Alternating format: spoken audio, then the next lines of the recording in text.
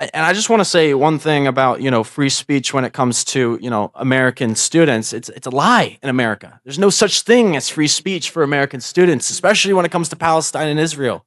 No, I was expelled last year for TikTok videos where I criticized the Israeli occupation, and a congressman, Richie Torres, who took millions of dollars in Zionist money, APAC money. So he would fund Zionists, arm them with billions of dollars while neglecting his own district.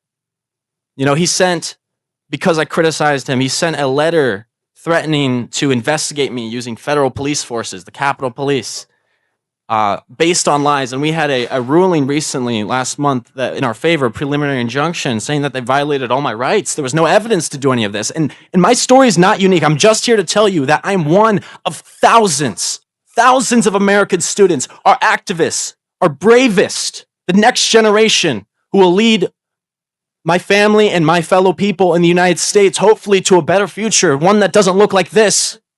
طيب أكثر من نقطة أشرت إليها. More than one point you mentioned. You said there are thousands. Like, why did you succeed and whereas others have failed?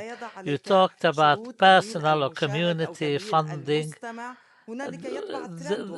This sometimes there is a trend without any messages, real message behind it, but yet it gets around. How can you go beyond these obstacles? Well, I was definitely lucky.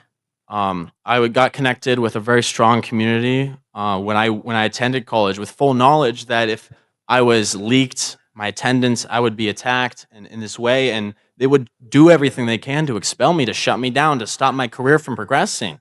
And so I was lucky. I had professors who were friendly at my university. I had friends, Palestinian friends, and I was connected with the SJP there, as well as everyone back home who set me up from the very beginning of my academic career in higher education to prepare for that moment.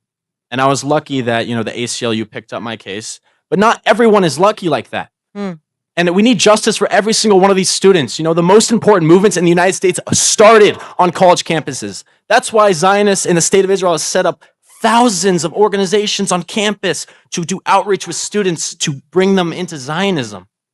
They've identified it as a critical thing. There's actually something called Project Esther by the Heritage Foundation, the think tank that was behind Project 2025. And its goal